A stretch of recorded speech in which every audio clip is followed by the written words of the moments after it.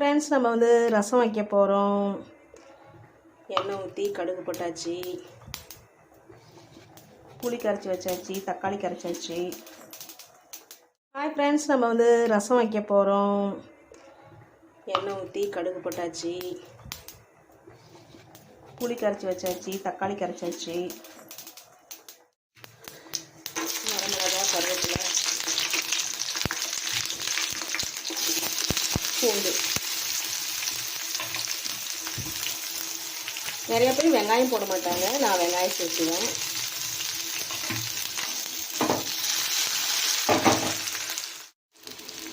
கொஞ்சம் நான் பெருங்காயத்தை ஊற்றி சேர்த்துக்கலாம்.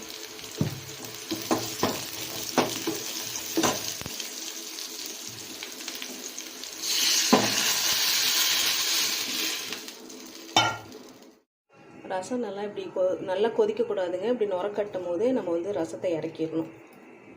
அப்போ தான் அந்த கடுத்துட்டு இருக்காது. ஓகேவா?